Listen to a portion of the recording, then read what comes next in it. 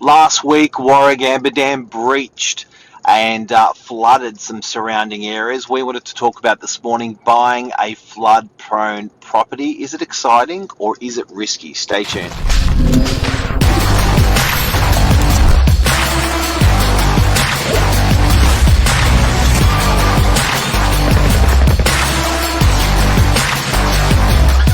I'm the ringleader, so listen up. Good morning. How are you, Billy? I'm the refreshed real estate agent this morning. Thank you so much Well, for the King's long weekend. Came at a great time. the King's birthday just refreshed Billy Bob. I feel Yeah. pretty fresh as well. Feel really good. But this is an interesting topic. Everyone loves a bit of risk, particularly in property, but I think there's good risk and there's bad risk. Let's talk about it. Yeah, it's one of those things where I've got friends exposed to it. Our office is exposed to it. We own investment properties exposed to it. I think it's amazing, and it's never really spoken about until you're in the moment, potentially owning the property. As a buyer, sometimes you cannot see it or feel it, but it happens to you that your property could potentially not be insurable, or your property could potentially have higher excesses with insurance because it floods, Yeah. or because of even fire risk. As an example, something you just never think about. Yeah, it's so interesting. And then when you put it on a broader scale and you actually get the numbers back, that's what interests me. Because sometimes in your area, it feels like you might be the only house on the street, or you look in certain streets in your suburb and there's just little pockets. But this is sort of statewide, obviously Australia-wide, and IAG, Australia's biggest insurer, has actually done some numbers for us this morning, and I'm pretty shocked.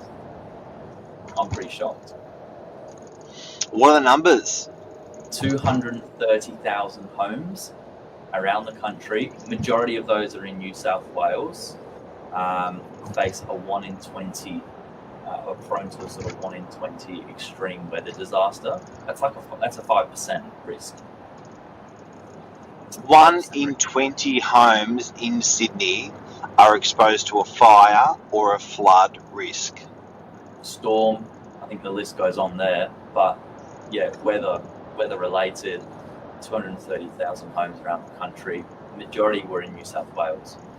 Are prone to some kind of weather disaster.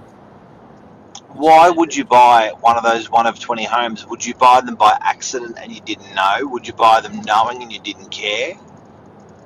Yeah, it's interesting. Like we've sold recently homes that fall in that category. As an example, one in Belrose, an amazing home at a price point that buyers are not necessarily needing to buy there. They can buy wherever they want. At $6 million. That was prone to fire, and then on the back of that, they've got fire cladding right the way around the house. We've sold others on Narrabeen Lake, which is a flood-prone area. Again, people don't need to live there, but they choose to. Lifestyle is a big draw card for some of these properties.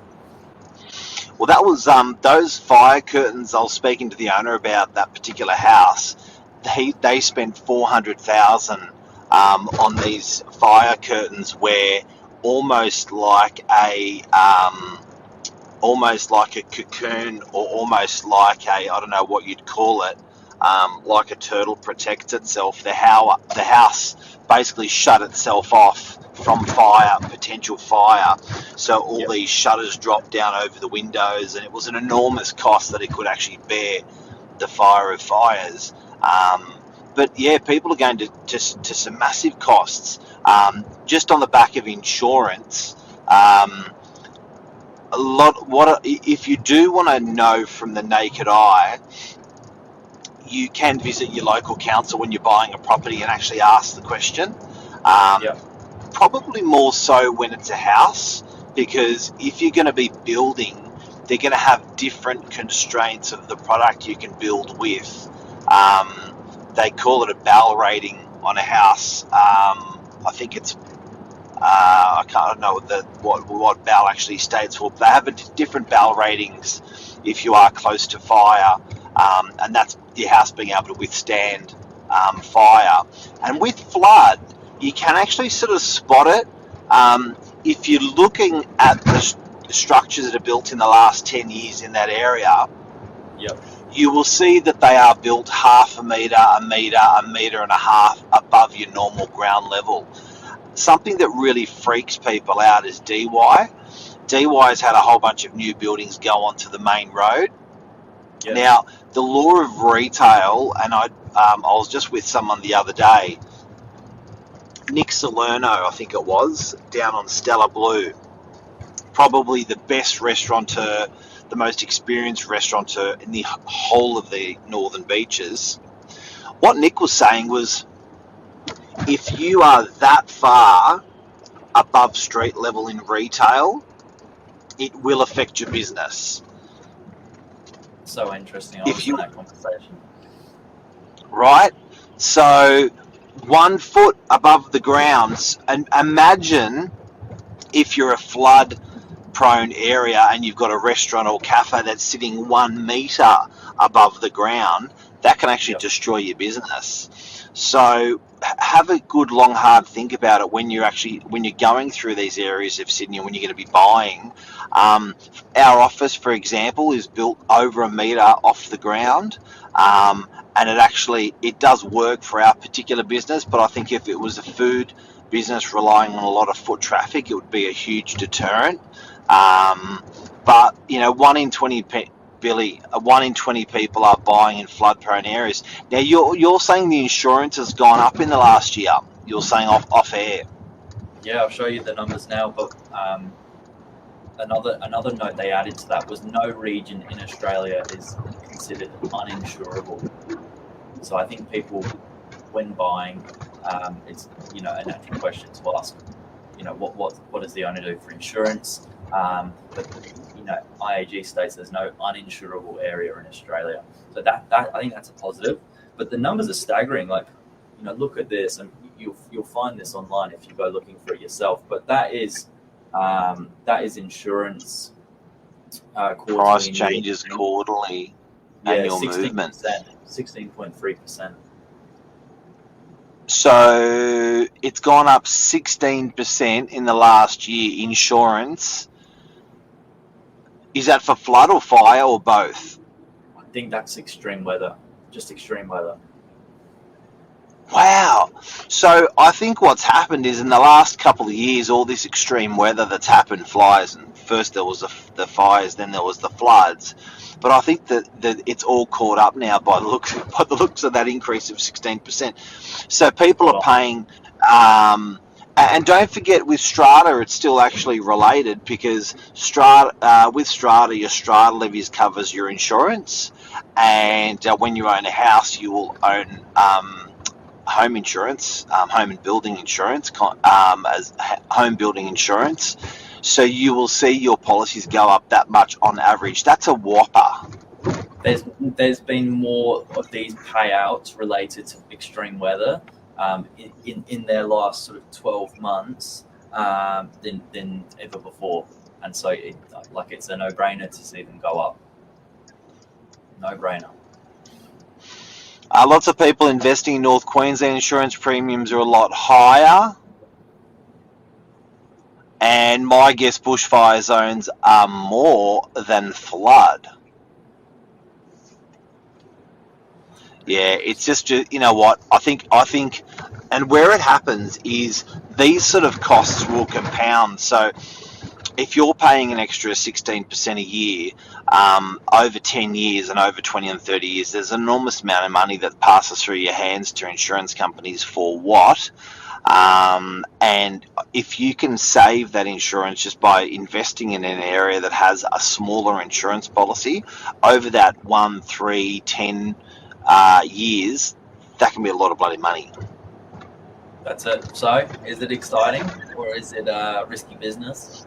I think take it with a bit of common sense. There are some areas like Narrabeen Lake where they've been considered high risk. However, new build regs have sort of changed and mitigated that risk. There's other places where you might just not want to be on top of a cliff where the cliff's starting to fall to pieces. No, thank you.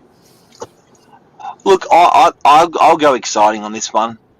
That's my vote. I think I would rather buy in an area that will flood, that is close to the beach or close to the lake, not too close, but a little bit I think is good.